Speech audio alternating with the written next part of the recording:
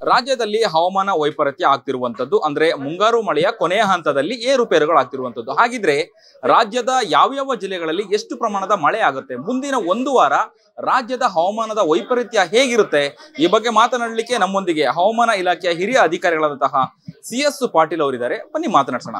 Sir, ಇನ್ನ ಒಂದು ವಾರ ರಾಜ್ಯದಲ್ಲಿ ಹೇಗಿದೆ ಹವಾಮಾನ ವೈಪರೀತ್ಯ, ಯಾವ ಜಿಲ್ಲೆಗಳಲ್ಲಿ ಎಷ್ಟು ಪ್ರಮಾಣದ ಮಳೆ ಬೀಳುತ್ತೆ? ಕರ್ನಾಟಕದ ದಕ್ಷಿಣ ಒಳನಾಡಿನ ಜಿಲ್ಲೆಗಳಲ್ಲಿ ಅಕ್ಟೋಬರ್ 15ರಿಂದ ಅಕ್ಟೋಬರ್ 18ರವರೆಗೆ ಹಲವು ಕಡೆ ಮಳೆಯಾಗುವ ಸಾಧ್ಯತೆ ಐತಿ. ಹಲವು ಕಡೆ ಅಂದರೆ 51%ರಿಂದ 75% ಸ್ಥಳಗಳಲ್ಲಿ ಅಂದ್ರೆ ಪ್ರದೇಶಗಳಲ್ಲಿ ಮಳೆಯಾಗುವ ಸಾಧ್ಯತೆ ಐತಿ.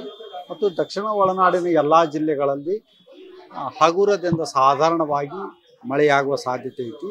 ಕರಾವಳಿ ಜಿಲ್ಲೆಗಳಲ್ಲಿ ಕೂಡ ಅಕ್ಟೋಬರ್ 15ರಿಂದ ಅಕ್ಟೋಬರ್ 18ರವರೆಗೆ ಹಲವು ಕಡೆ ಹಗುರವಾಗಿ ಮಳೆಯಾಗುವ ಸಾಧ್ಯತೆ ಐತಿ. ಉತ್ತರ ಒಳನಾಡಿನ ಜಿಲ್ಲೆಗಳಲ್ಲಿ ಅಕ್ಟೋಬರ್ 15ರಿಂದ ಅಕ್ಟೋಬರ್ 18ರವರೆಗೆ ಕೆಲವು ಕಡೆ ಮಾತ್ರ ಹಗುರದಿಂದ ಮಳೆಯಾಗುವ ಸಾಧ್ಯತೆಗಳದಾವು. ಮತ್ತು ಅಕ್ಟೋಬರ್ 19ರಿಂದ ಕರ್ನಾಟಕ ರಾಜ್ಯಾದ್ಯಂತ ಮಳೆಯ ಪ್ರಮಾಣ ಕಡಿಮೆ ಆಗುವ ಸಾಧ್ಯತೆ ಐತಿ. ಆದ್ರೂ ದಕ್ಷಿಣ ಒಳನಾಡಿನ ಜಿಲ್ಲೆಗಳಲ್ಲಿ ಅಕ್ಟೋಬರ್ 19ರಿಂದ ಅಕ್ಟೋಬರ್ 21ರವರೆಗೆ ಕೆಲವು ಕಡೆ ಮಳೆಯಾಗುವ ಸಾಧ್ಯತೆಗಳದಾವು. ಇನ್ನು ಮುಂದಿನ ಒಂದು 2-3 ದಿವಸಗಳಲ್ಲಿ ನೈಋತ್ಯ ಮಾನ್ಸೂನ್ ಹಿಂದಕ್ಕೆ ತೆಗೆದುಕೊಳ್ಳಬಹುದು. ಈ ನೈಋತ್ಯ ಮಾನ್ಸೂನು ಹಿಂದಕ್ಕೆ ಹೋಗ್ಬೇಕಾದ್ರನ ಈಶಾನ್ಯ ಭಾರತ ನಮ್ಮ ದಕ್ಷಿಣ ಭಾರತದಲ್ಲಿ ಸೆಟ್ ಆಗುವ ಸಾಧ್ಯತೆ ಇದೆ. ಸುಮಾರು ಅಕ್ಟೋಬರ್ 16 ಹಾಗೂ 17ರಂದು ಈಶಾನ್ಯ ಭಾರತ ನಮ್ಮ ದಕ್ಷಿಣ ರಾಜ್ಯಗಳಲ್ಲಿ ಕಾಲಿಡುವ ಹೆಚ್ಚಿನ ಸಾಧ್ಯತೆ ಐತಿ. ಸಿಲಿಕಾನ್ ಸಿಟಿ ಬೆಂಗಳೂರಿನಲ್ಲೂ ಕೂಡ ನಿನ್ನೆ ರಾತ್ರಿನೂ ಕೂಡ ಮಳೆ ಆಗಿರುವಂತದ್ದು ಹೇಗಿದೆ? ಹಾಗಿದ್ರೆ ಸಿಲಿಕಾನ್ ಸಿಟಿಯಲ್ಲೂ ಕೂಡ ಮಳೆ ಬೀಳುತ್ತಾ ಇನ್ನು ಒಂದು ವಾರ, ಅಥವಾ ಕಮ್ಮಿ ಇರುತ್ತಾ, ಹೇಗೆ? ಅಕ್ಟೋಬರ್ 15ರಿಂದ ಅಕ್ಟೋಬರ್ 19ರವರೆಗೆ ಬೆಂಗಳೂರಿನಲ್ಲಿ ಕೂಡ ಹಗುರದಿಂದ ಸಾಧಾರಣವಾಗಿ ಕೆಲವು ಕಡೆ ಮಳೆಯಾಗುವ ಹೆಚ್ಚಿನ ಸಾಧ್ಯತೆಗಳದಾವೆ.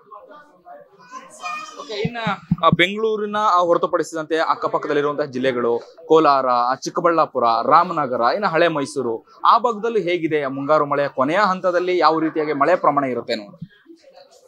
ನಾವು ಚಿತ್ರದುರ್ಗ, ದಾವಣಗೆರೆ, ಬಳ್ಳಾರಿ, ತುಮಕೂರು, ಚಿಕ್ಕಬಳ್ಳಾಪುರ, ಕೋಲಾರ, ಬೆಂಗಳೂರು, ರಾಮನಗರ, ಮಂಡ್ಯ, ಮೈಸೂರು, ಶಿವಮೊಗ್ಗ, ಚಿಕ್ಕಮಗಳೂರು, ಹಾಸನ, ಕೊಡಗು, ಚಾಮರಾಜನಗರ ಜಿಲ್ಲೆಗಳಲ್ಲಿ ಮುಂದಿನ ಒಂದು 4 ದಿವಸಗಳವರೆಗೆ ಹಲವು ಕಡೆ ಹಗುರದಿಂದ ಸಾಧಾರಣವಾಗಿ ಮಳೆಯಾಗುವ ಸಾಧ್ಯತೆ ಐತಿ. ಮುಂದೆ ಉತ್ತರ ಒಳನಾಡಿನ ಜಿಲ್ಲೆಗಳಲ್ಲಿ ಬೀದರ್, ಕಲಬುರಗಿ, ಯಾದಗಿರಿ, ರಾಯಚೂರು, ವಿಜಯಪುರ, ಬಾಗಲಕೋಟೆ, ಕೊಪ್ಪಳ, ಬೆಳಗಾವಿ, ಧಾರವಾಡ, ಹಾವೇರಿ ಹಾಗೂ ಗದಗ ಜಿಲ್ಲೆಗಳಲ್ಲಿ ಮುಂದಿನ 4 ದಿನಗಳವರೆಗೆ ಕೆಲವು ಕಡೆ ಅಂದರೆ 26%ರಿಂದ 50% ಪ್ರದೇಶಗಳಲ್ಲಿ ಹಗುರವಾಗಿ ಮಳೆಯಾಗುವ ಹೆಚ್ಚಿನ ಸಾಧ್ಯತೆ ಐತಿ. ಕರಾವಳಿ ಜಿಲ್ಲೆಗಳಲ್ಲಿ ಕೂಡ ಅಕ್ಟೋಬರ್ 15ರಿಂದ ಅಕ್ಟೋಬರ್ 19ರವರೆಗೆ ಹಗುರದಿಂದ ಸಾಧಾರಣವಾಗಿ ಹಲವು ಕಡೆ ಮಳೆಯಾಗುವ ಸಾಧ್ಯತೆ ಐತಿ.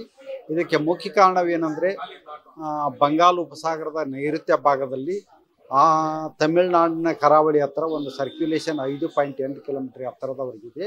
ಇದು ಪೂರ್ವದಿಂದ ಪಶ್ಚಿಮ ಕಡೆ ಚಲಿಸುವ ಸಾಧ್ಯತೆ ಐತಿ.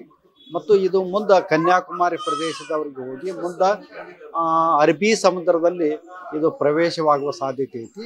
ಅರಬ್ಬಿ ಸಮುದ್ರದಲ್ಲಿ ಪ್ರವೇಶ ಆಗುವಾಗ ಅಕ್ಟೋಬರ್ 19ರಂದು ವಾಯುಭಾರ ಕುಸಿತವಾಗುವ ಹೆಚ್ಚಿನ ಸಾಧ್ಯತೆಗಳದಾವೆ. ಇದರಿಂದ ಅಕ್ಟೋಬರ್ 18-19 ತನಕ ನಮ್ಮ ಕರ್ನಾಟಕ ರಾಜ್ಯಾದ್ಯಂತ ಉತ್ತಮವಾಗಿ ಮಳೆಯಾಗುವ ಹೆಚ್ಚಿನ ಸಾಧ್ಯತೆಗಳದಾವೆ. ಹಾಗಾದ್ರೆ ಮುಂದಿನ ದಿನಗಳಲ್ಲಿ ಗುಡುಗು ಸಹಿತ ಮಳೆ ಬರುವಂತದ್ದು ಅಥವಾ ಗಾಳಿ ಆರ್ಭಟ ಆ ತರ ಏನಾರು ಇರುತ್ತಾ, ಅಥವಾ ಹೇಗಿರುತ್ತೆ ಅನ್ನುವಂಥದ್ದು? ಬರೀ ಮಳೆನಾ ಅಥವಾ ಗಾಳಿ, ಗುಡುಗು, ಮಿಂಚು ಈ ತರದ ಏನಾದ್ರು ಕಾಣಿಸ್ಕೊಳ್ಳುತ್ತಾ? ಇಲ್ಲ, ಮುಂದಿನ 3 ದಿನಗಳವರೆಗೆ ಕರ್ನಾಟಕ ರಾಜ್ಯಾದ್ಯಂತ ಮಳೆಯ ಜೊತೆಗೆ ಗುಡುಗು ಮಿಂಚು ಸಮೇತವಾಗಿ ಅದರ ಜೊತೆಗೆ ಗಾಳಿಯ ವೇಗ ಕೂಡ ಪ್ರತಿ ಗಂಟೆಗೆ 30ರಿಂದ 40 ಕಿಲೋಮೀಟರ್ ಇರುವ ಹೆಚ್ಚಿನ ಸಾಧ್ಯತೆಗಳಾದವು. ಧನ್ಯವಾದ. ಇದಿಷ್ಟು ರಾಜ್ಯದಲ್ಲಿ ಮುಂದಿನ ಒಂದು ವಾರದಲ್ಲಿ ಹವಾಮಾನ ವೈಪರೀತ್ಯ ಅಂದ್ರೆ ಯಾವ್ಯಾವ ಜಿಲ್ಲೆಗಳಲ್ಲಿ ಎಷ್ಟು ಪ್ರಮಾಣದ ಮಳೆ ಬೀಳುತ್ತೆ ಅನ್ನೋದ್ರ ಬಗ್ಗೆ ಸಂಪೂರ್ಣವಾದಂತಹ ಮಾಹಿತಿಯನ್ನ ನೀಡಿದಂತಹ ಹಿರಿಯ ಅಧಿಕಾರಿಗಳು, ಹವಾಮಾನ ಇಲಾಖೆ ಹಿರಿಯ ಅಧಿಕಾರಿಗಳು CS ಪಾಟೀಲ್ ಅವರ ಮಾತಾಗಿತ್ತು. ಕ್ಯಾಮ್ರಾ ಪರ್ಸನ್ ಮನೋಜ್ ಜೊತೆ ಅಭಿಜಿತ್ ಗಣೇಶ್, ಕರ್ನಾಟಕ ಟಿವಿ, ಬೆಂಗಳೂರು. ದೇಹದಲ್ಲಿ ಬ್ಯಾಡ್ ಕೊಲೆಸ್ಟ್ರಾಲ್ ಜಾಸ್ತಿ ಆದಾಗ ಹಾರ್ಟ್ ಅಟ್ಯಾಕ್ ಆಗೋ ಚಾನ್ಸಸ್ ಜಾಸ್ತಿ. ಇತ್ತೀಚೆಗಂತೂ ಸಿಕ್ಕಾಪಟ್ಟೆ ನ್ಯೂಸ್ನ ಕೇಳ್ತಾನೆ ಇದ್ದೀವಿ. ಸೊ ಬ್ಯಾಡ್ ಕೊಲೆಸ್ಟ್ರಾಲ್ನ ಕಮ್ಮಿ ಮಾಡೋದಕ್ಕೆ ಉತ್ತಮವಾದ ಆಹಾರ ತುಂಬ ಇಂಪಾರ್ಟೆಂಟು. ಜೀನಿ ಸ್ಲಿಮ್ ಯೂಸ್ ಮಾಡಿ. ಕರೆಕ್ಟ್, ಜೀನಿ ಸ್ಲಿಮ್ನಲ್ಲಿರುವಂತಹ ಎಷ್ಟೋ ಆಹಾರ ಧಾನ್ಯಗಳು ಕೊಲೆಸ್ಟ್ರಾಲ್ ಲೆವೆಲ್ನ ಕಮ್ಮಿ ಮಾಡೋದಕ್ಕೆ ಹೆಲ್ಪ್ಫುಲ್ ಆಗುತ್ತೆ.